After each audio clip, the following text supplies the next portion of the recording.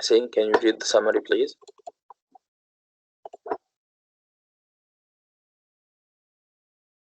Yes, teacher. In this excerpt from a chapter of his memoir, Born on a Blue Day, Daniel Tamet describes how he thinks. Tamet has a condition called Savant syndrome, which allows him to easily do calculations with large numbers. Tamet can do complex math in part because of his synesthesia, and a neurological condition that causes a mixing of sensory input. When Tarrant sees a number, he also sees specific colors, textures, and hears certain sounds.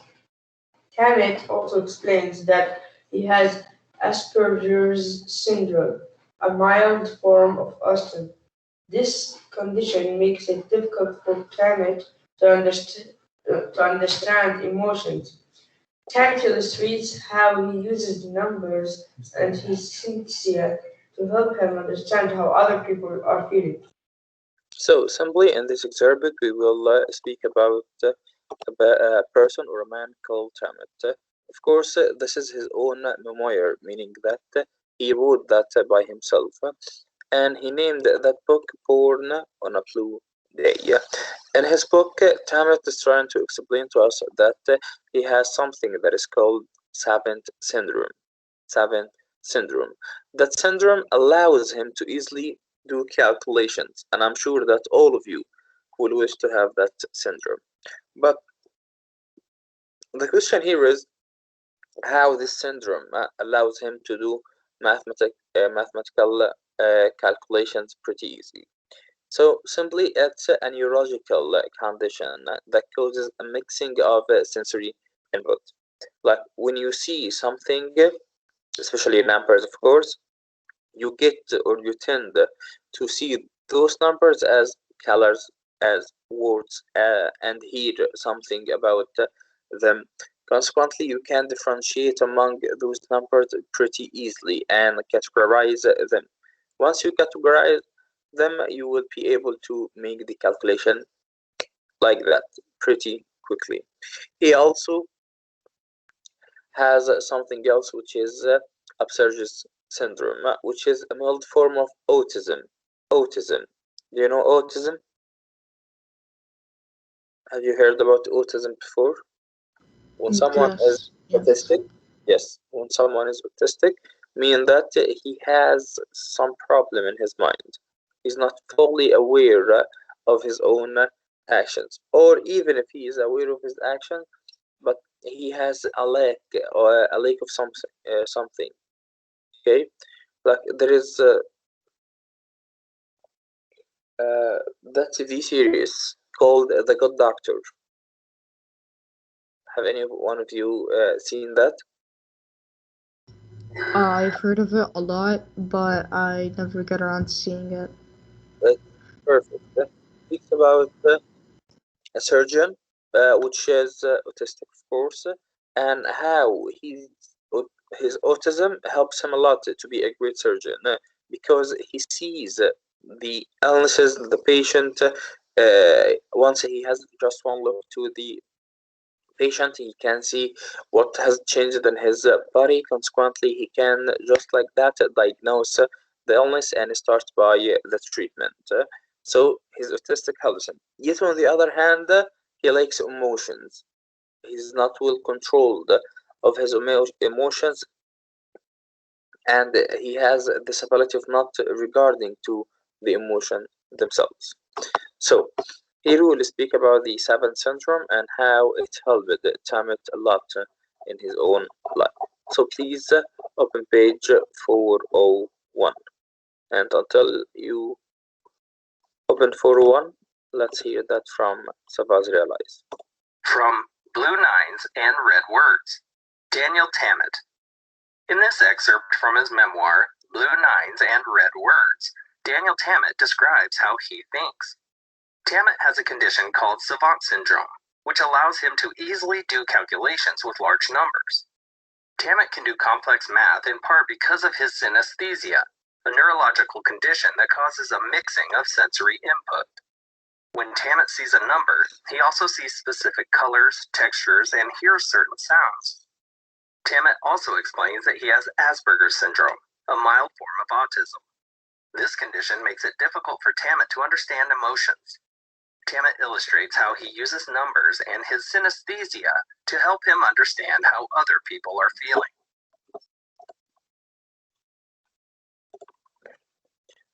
So in the background,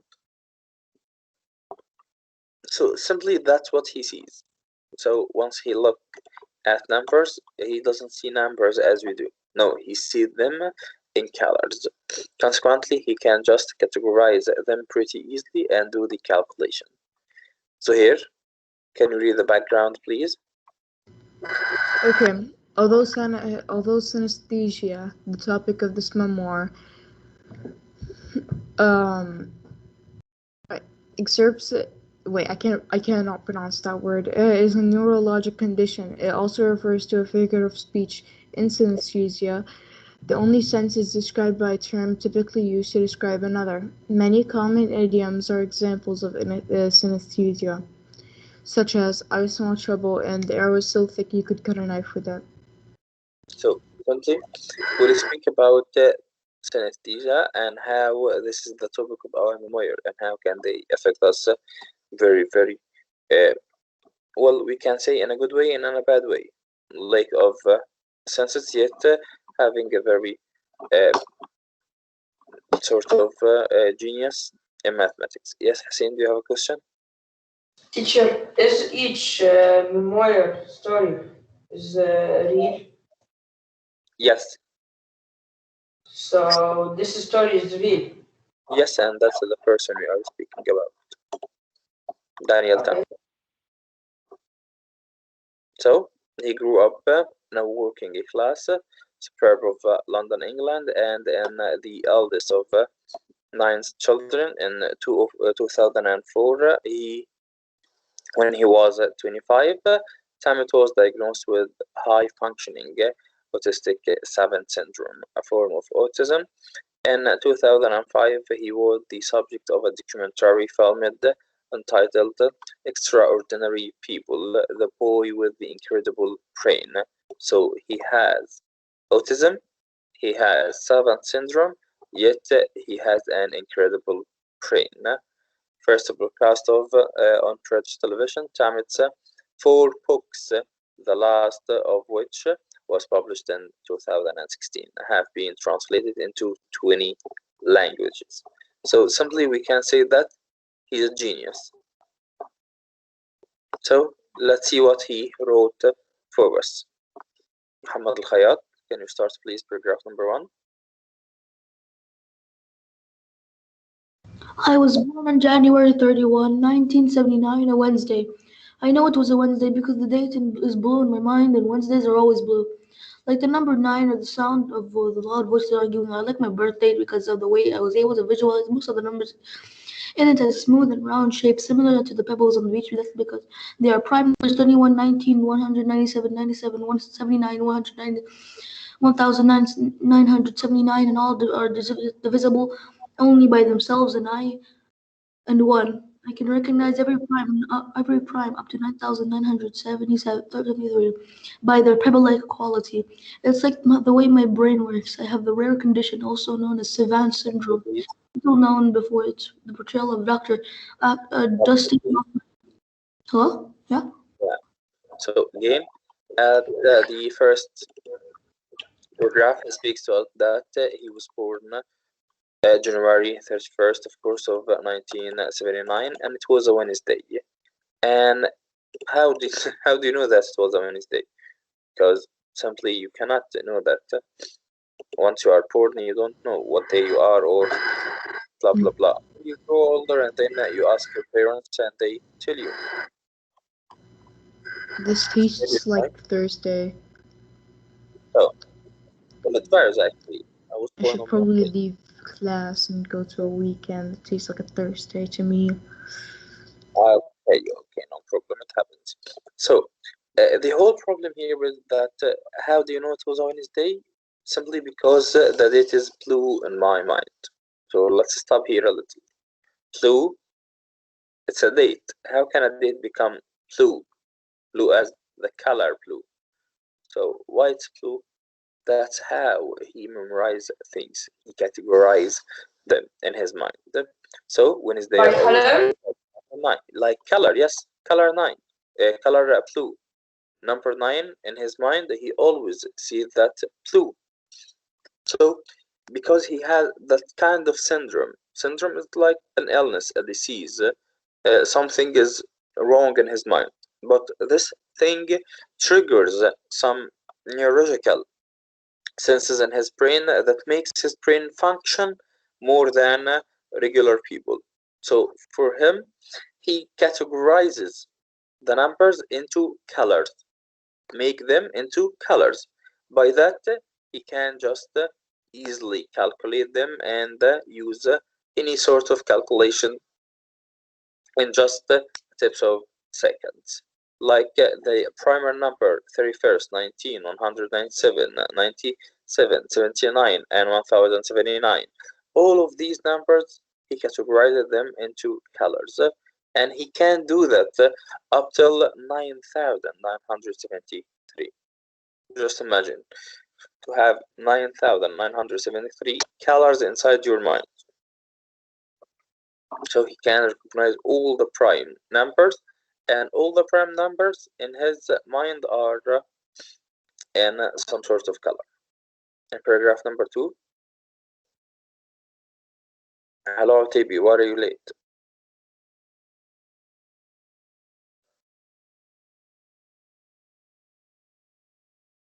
TB?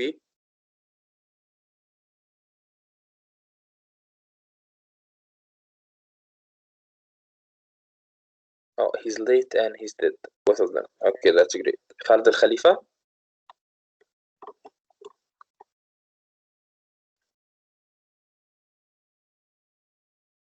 Yes, teacher. Yeah, paragraph number 2.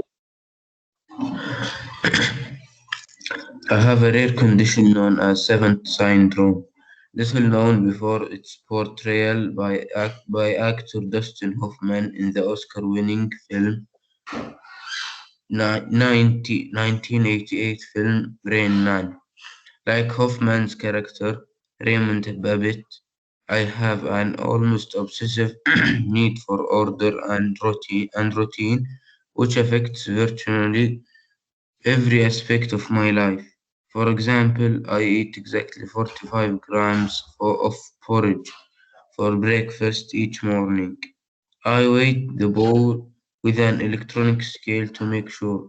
Then I count the number of items of clothing I am wearing before I leave my house. I get anxious if I can't drink my cups of tea at the same time each day. Whenever I become too stressed and I can't breathe properly, I close my eyes and count, thinking of the I numbers. close my eyes and count. Thinking of numbers helps me to become calm again. So, what is the meaning of autism and how do people live with it? What does it do to their lives? And is it good or bad? Actually, autism or savant uh, syndrome, it means that you have some comfort zones. Let's just name them like that to make them easy. A comfort zone, like your room, for example. Your room is your comfort zone. Once you are out of your own your room, you will not feel comfort. So, for him, his comfort zone is to have an exact things every day, like 45 grams of porridge for breakfast, or weighing the powell he's eating it to make sure that it's okay to drink the tea each time at the same time each day, to go out and count the labels on his clothes. So he has his own comfort zone. Once one of these comfort zones is compromised, broken, so he does not feel safe. And once he doesn't feel safe, here the problem starts. because simply he will start to get nervous, he will start to break something, he will start to stop thinking. Even it was for us normal people, so what? So who eats 45 grams in breakfast? Come on, we eat 4 kilos in breakfast. So simply, he has his own comfort zone, and we need just to adapt to that. Because if he doesn't have these comfort zones, consequently, he will not focus anymore. He will be irritated, angry, nervous, and he might hurt himself. In paragraph number 3, Safe, do you have a mic?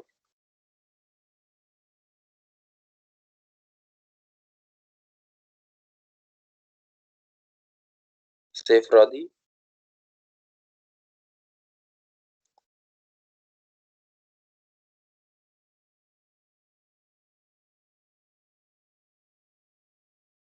Zuhair? Do I read? Yes, paragraph number 3, please. Numbers are my friends, and they are always around me. Each one is unique and it has its own personality. Number 11 is friendly and 5 is loud, where 4 is both shy and quiet. It's my favorite number, perhaps because it reminds me of myself. Some people are big. Minus 23, 667, and 1179, while other numbers are small. 6, 13, and 581. Some are beautiful like 333 and some are ugly like 289. To me, every number is special. So, simply, for us as normal people, all the numbers are just numbers. So there is no differentiation among them. But for him, each number is a unique personality, has that unique personality, which enables him to count them as their own friends. So right now he sees numbers like 5, 23, 667, 1179, 289. They just give them qualities. They make something that we call personification. Personification. Personification means to give a personality of a human being to an animated object. For him, for Tamet, he gave those personalities for the numbers. Consequently, he count each number as a different person, with a different color, with a different qualities, with different tempers, shyness, ugly, beautiful, easy, hard, until the all of the categorization he makes. Muhammad Al-Faleh, we are happy to hold you today. Why are you late?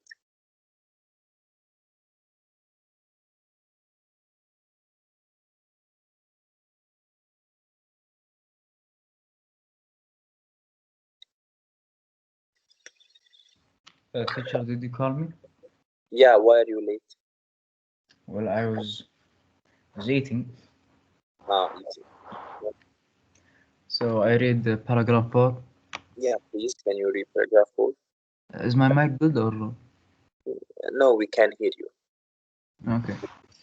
No matter where I go or what I am doing, numbers are never far from my thoughts. In an interview with talk show host David Letterman in New York, I told David he looked like the number 11, tall and lanky, later outside in the appropriately numerical name Times Square. I gazed up at the towering skyscrapers and felt surrounded by nines, a number I most associate with my feelings of immensity. So, Scientists, enough? simply, in paragraph number 4, he's trying to tell us that he associates everything, every aspect in his life to numbers. Every aspect, shyness, lanky, tall, shy, immensity, every aspect of his life and his own feeling, because he cannot sense feeling as we do. He doesn't understand them. He's disabled. Okay? He doesn't understand the feeling as we normal human do. So he tries to associate those feelings to the numbers. So he sees something tall and lanky. Yeah, you are 117.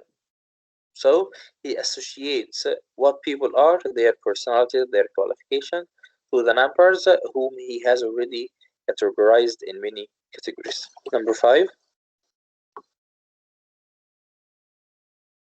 continue Muhammad. Me? محمد Okay. يس الفالح ده الخير. Okay. Scientists call my visual emotional experience of numbers a synthesia, a rare neurological mixing of the senses which most commonly results in the ability to see alphabetical letters and/or numbers in color. Mine is an unusual and complex type, through which I see numbers as shapes, colors as textures, and motion. The number one, for example, is a brilliant and bright white, like someone shining a flashlight into my eyes. 5 is a clap of thunder or the sound of wave crashing against rocks. 37 is lumpy like porridge. White 89 reminds me of falling snow. So simply the scientists are trying to tell us that what he has is called the synesthesia. Synesthesia is some sort of neurological mixing of senses because he does not understand the senses. So all of his senses are mixed. So he cannot express those senses as we do. They are very, very, very real neurological condition. So consequently, this results in the inability to see alphabetical letters or numbers in colors. So for him, what does he have? He have a very unusual and complex type. Why? Because he sees the number as shapes, colors, textures, and also motions. So once you put any number in front of him, he directly see it as a color, a red, blue, yellow, orange, whatever the color is, motion, shape, a text, a word. So the numbers for him are special ones. Okay, they are not like what we see, number 9. Oh, it's a 9. No, for him, it's the color blue associated with something else. Consequently, he has this syndrome, which is a very, very unusual one. And of course, he gives us some examples about the number 1, for example, and number 37. Paragraph 6, Hayat. Probably the most famous case of synthesia was one written up over a period of 30 years from 1920s by the Russian There's no psychologist. one running after you, Muhammad. You can What? take your time about it. No one is running after you. Psychologist A.R. Luria, of a journalist called Shversky, with a prodigious memory. S, as Luria called him, in his notes for the book The Mind of a Minimalist, had a highly visual memory which allowed him to see words and numbers as different shapes and colors. S was able to remember a matrix of 50 digits after studying it for three minutes, both immediately afterwards and many years later. Luria credited Tversky's synthetic experience as the basis for his remarkably short and long-term memory. All right. So he's telling us about the most famous case of synesthesia, which was written by a Russian psychologist. He called it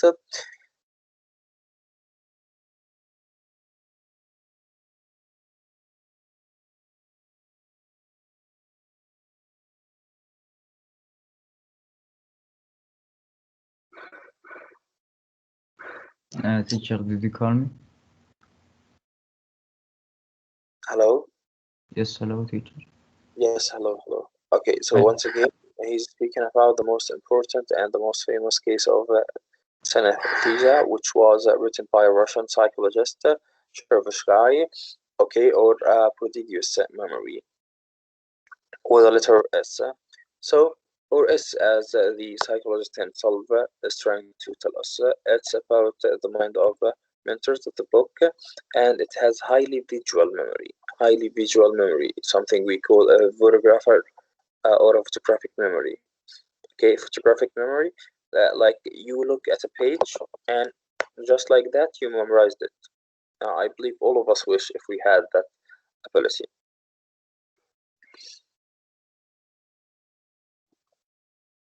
So in this visual memory, you can see the words numbered in different shapes and colors. This real condition was able to remember a marked list of 50 digits after studying it for 3 minutes. Just imagine 50 digits, and of course they are not like 1, 5, 2, 7. No, very big digits, and only for 3 minutes. Once she looked at them, she just memorized them, both immediately afterwards and many years later. Laura credited Tversky's synthetic experience as the basic of his own remarkable short and long-term memory. So, some people are very sick.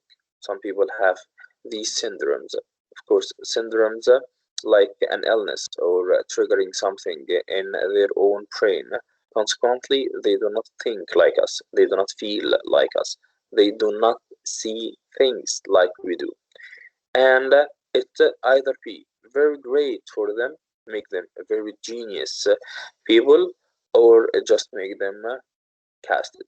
And unfortunately, if even they are not genius, we normal people, we must see them as genius people. We must see them as special people because they are suffering a lot. They have problems a lot. So we don't need to push them any further. We just need to be cool with them and try to accept their own syndrome and deal with them as just as we deal with anyone else.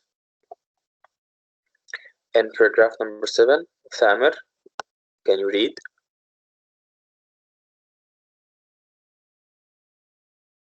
Yes, teacher.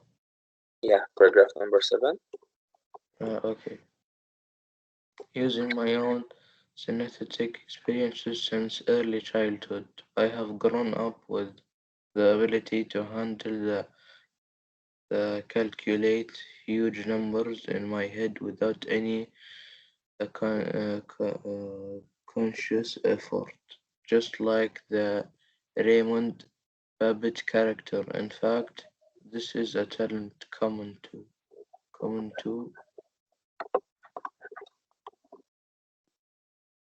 several other real-life savants, sometimes referred to as lightning calculators.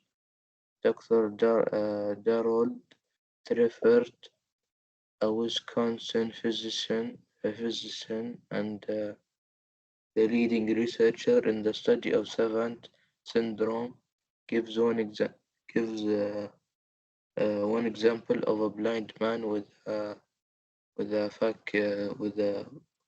faculty of calculating to a degree little short of marvelous. In his book, Extraordinary People, So, Extraordinary People. extraordinary people. So, once again, he speaks to us about how he handled and calculate the huge number in his head regarding to his own syndrome. So, he can just handle and do that without any conscious effort, without any effort. It's like name a fruit starts with the letter P. So, you directly say banana, right? So something very easy to him. He had become very associated with it. So he can do that pretty easily without any sort of any effort or becoming tired. It's pretty easy for him to do calculation and to do math. So those people who have these syndromes are called the lightning calculators because simply they can do calculation without using any calculator and they do it very, very fast. Like the character in the movie we have spoken about. We have another man called Dr. Darlud Treffert. He is a physician and he has studied the savant syndrome and gives one example about a blind man with faculty of calculating to a degree little short of marvelous. Marvelous meaning very, very awesome and very, very great.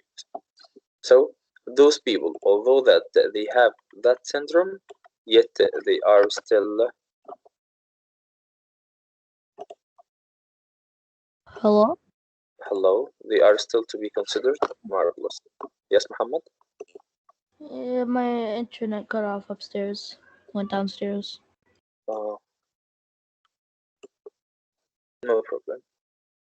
Oh, and by the way, if I randomly disconnect in future calls and stuff, it's probably because of the power. I got a power outage again because they happen now. Yesterday I got a 4-hour power outage. All right.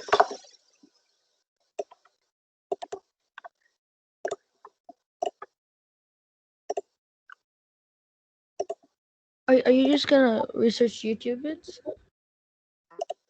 Okay, I'm just gonna go watch my own. Hey, bye. So I need a very short one.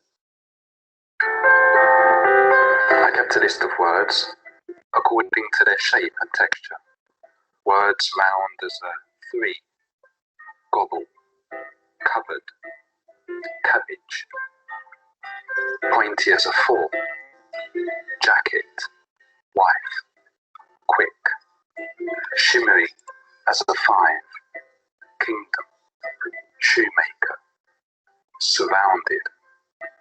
Numbers felt like my first language in a way that English never did. English felt like a foreign language. And so being able to recite these numbers like a poem composed in numbers or story composed in numbers was for me a way of expressing myself, communicating with other people, and realizing for the first time that I had a gift for communication, which is paradoxical because I'm also on the autistic spectrum. I was born with what we call high functioning autism today, and often people on that spectrum, even on the highest end, find language difficult. It was my case growing up, but it's something that I've learned to master.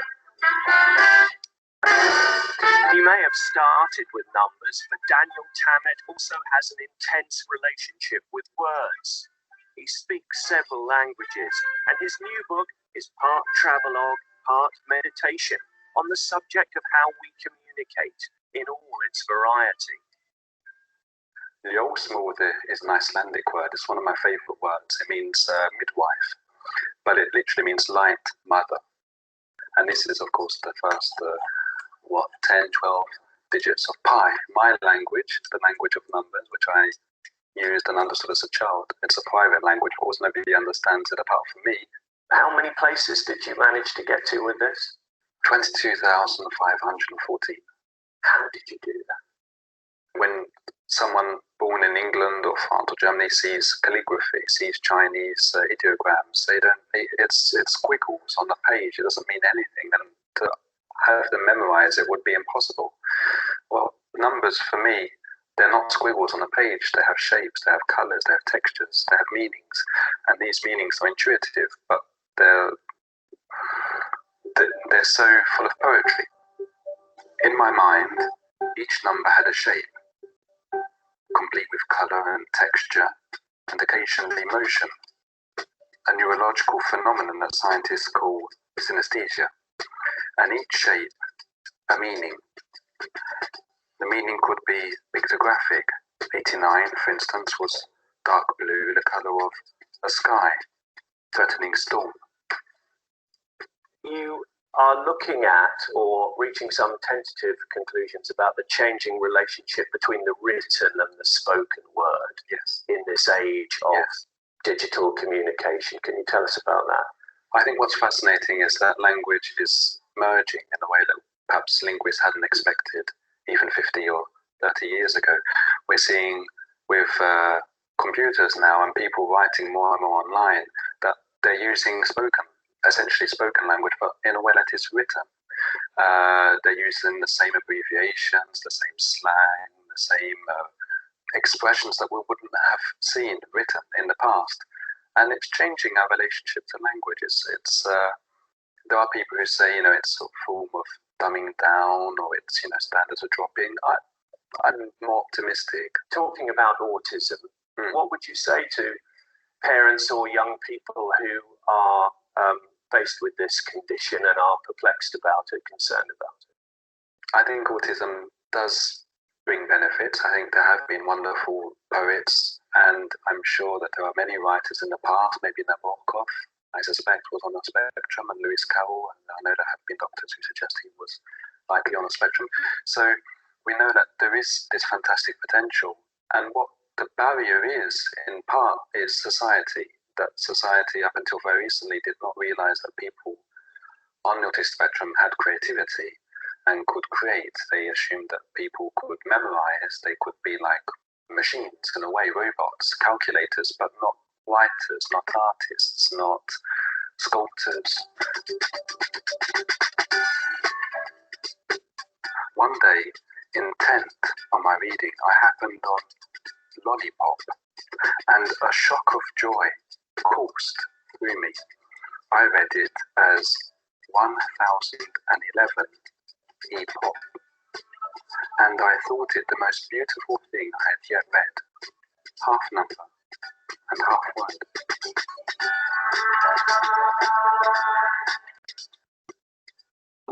And that's how he sees every letter and every word in a very different shape and color and even texture, which enables him to categorize them very easily.